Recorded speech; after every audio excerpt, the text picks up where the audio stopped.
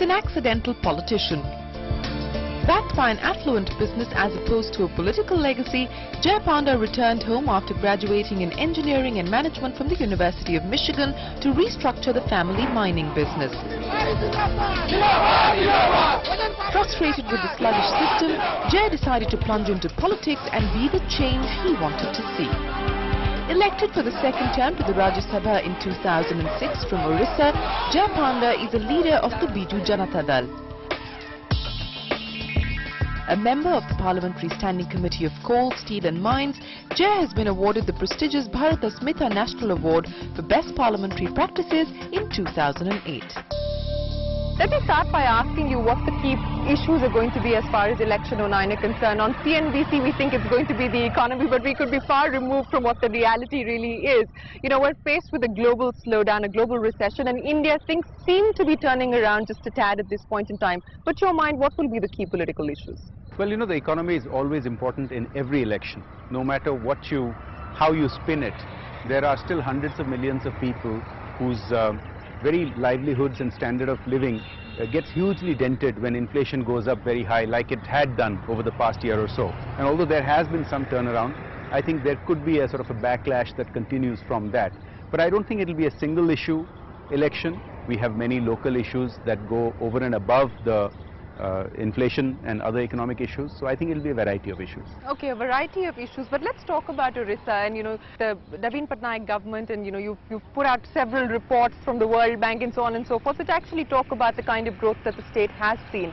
But we've also seen stumbling blocks. For instance, POSCO, which is really the largest single foreign direct investment that the country has seen. That's been stuck for several years. You've made changes within state laws, but that really doesn't seem to have put things back on track. What to your mind is really going to work? Well, you know, when it comes to issues that projects like POSCO have faced, these are not limited to Orissa.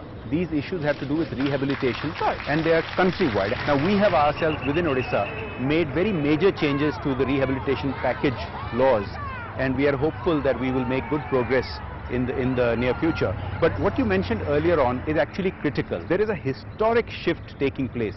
For the first time since recorded statistics have been available for centuries, Orissa's growth rate is now higher than the national average. Sure. You talked about the growth that the state has seen, and that of course ties in with the fact that you've probably been able to push forward as far as reforms are concerned. Now, you know, politicians, and this has been something that they've been criticized for in India, that you're not being able to communicate or sell the idea of reforms to the masses. How have you done it in Orissa? Actually, we have made some very, very major reforms. If you go back even several years, not just in the last one or two, for example, with intervention from the DFID of Britain, we totally reformed what used to be the Lift Irrigation Corporation, which had a huge number of government employees, and the efficiency was very poor.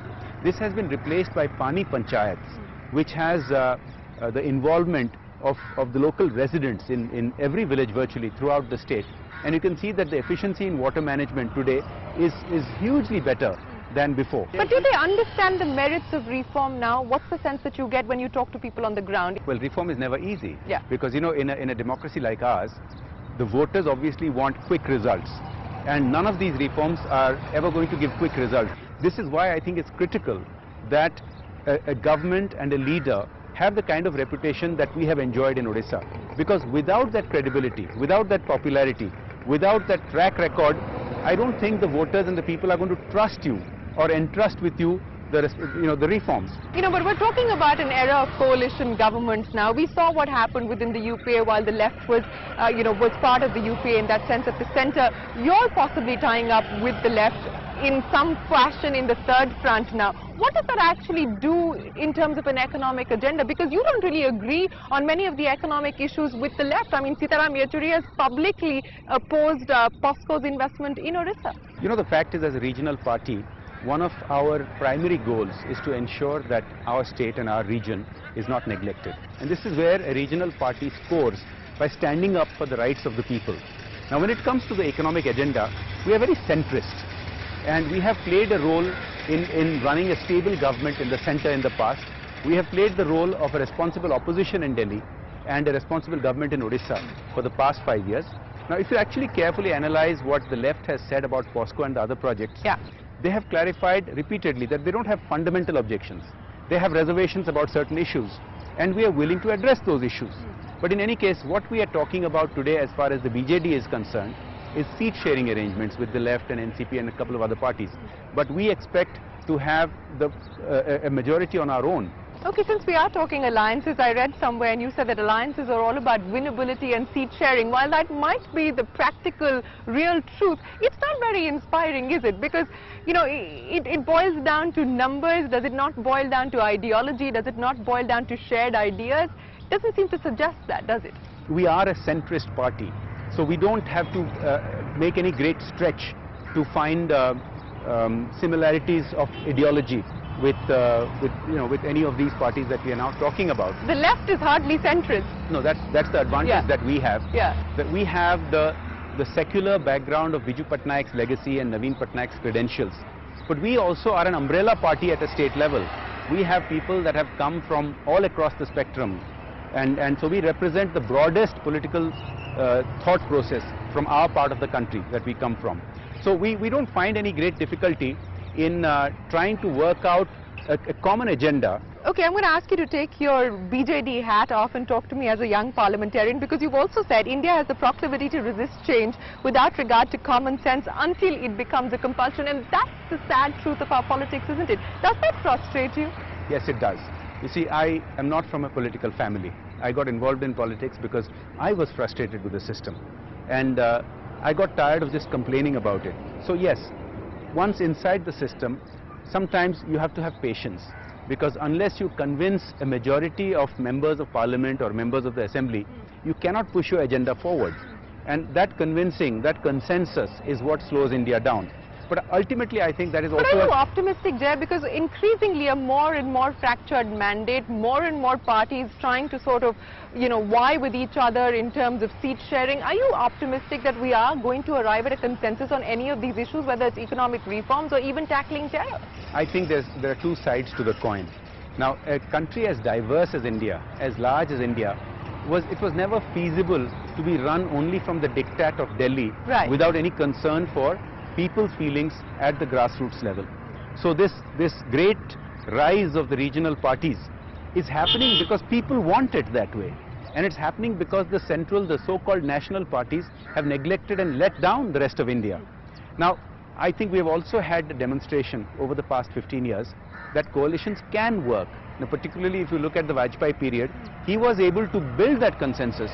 So I think as a country we are learning to live with this disparity, and I think it depends a lot on the leadership of any coalition to try to make sure that the consensus happens faster rather than slower. You talked about coalition governments and you talked about leadership now. You know, a lot of people are seeing your withdrawal from the NDA as being opportunistic, as you having stabbed, L.K. Advani in the back. I know you've defended this, but explain to us the reason why this alliance didn't work out. What happened with the BJP was, despite 2 months of discussions and negotiations, which were not in the public eye, so it seemed sudden. Yeah, it wasn't sudden. I think perhaps the BJP misjudged the situation very badly, or maybe they got carried away by their local unit. So they had a completely incredulous assessment of how many seats they could win. Yeah. And if we had agreed on those lines, then surely the alliance would have lost, and the kind of government that we wanted to form would not have been formed. Our stand is validated by the recent local elections that have been held throughout the state. Now, in these elections throughout the state, without an alliance, we have won 2/3 majority on our own, fighting both the Congress and the BJP. If you do become part of the third front, and I know you've clarified that you're only discussing seat sharing at this point in time, but let me just talk to you about the economic agenda, because it's going to be a disparate, motley crew of people bunched together now. You've talked about your centrist approach for the BJD. What are the economic reforms that you would like to push through and drive through?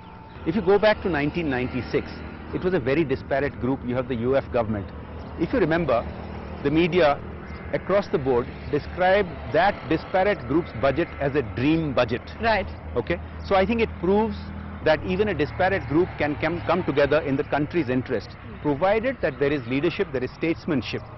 And I think there is a fair argument that in the past 5 years, the group has not been so disparate, and yet the economic agenda has been let down. And as we have clarified, we are in no front yet. We are today in discussions with some parties for seat sharing in Odisha. As far as the future is concerned, we will go step by step and cross those bridges when we get to it. Okay, 2 terms in the Rajya Sabha, Jay. Let me ask you personally, do you think there really is room for new ideas? Do you think young parliamentarians like yourself actually have the political support to drive change? Yes, but there's an old phrase called making haste slowly. Yeah. Now, the disparity and the size of our country ensures that ideas sort of bubble slowly and then make themselves felt rather than come in like a typhoon. Now, at the last election... So don't expect a revolution. No, I think as a former engineer, let me use a phrase called critical point. Yeah. You know, things bubble up to a point and then they sort of explode. Are we at that point? I think we may be very near that point. The last election saw a lot of new faces in Parliament, a lot of young faces, and I think parties have recognized that there is a demographic dividend to trying to promote young talent within themselves, and this is true of many parties. But I think until we get to that critical mass or the tipping point, which is a new phrase that's being used these days, it won't happen, because today the younger members of Parliament still constitute a minority. Yeah. And even if they all were to think together, they could not influence parliamentary policy unless they have more significant numbers. I think we are 1 or maybe 2 elections away from having a critical majority of younger members of Parliament to make that happen. Okay, so wait for another 2 elections before we can actually get to the tipping point. It could happen just now. It could happen just now. Let's see. You know, you also have to hold the people accountable for electing younger people. Now, you know, yeah, but parties have also got to put up younger people as candidates. I believe this time around, all parties across the board will be trying to introduce many more young faces. But youth alone cannot be a criterion. Let me put it this way. Political parties have self-interest also at heart. And if it boils down to winnability. And if voters are going to universally reward youth, then every party would put up only young candidates. But that's not the only factor.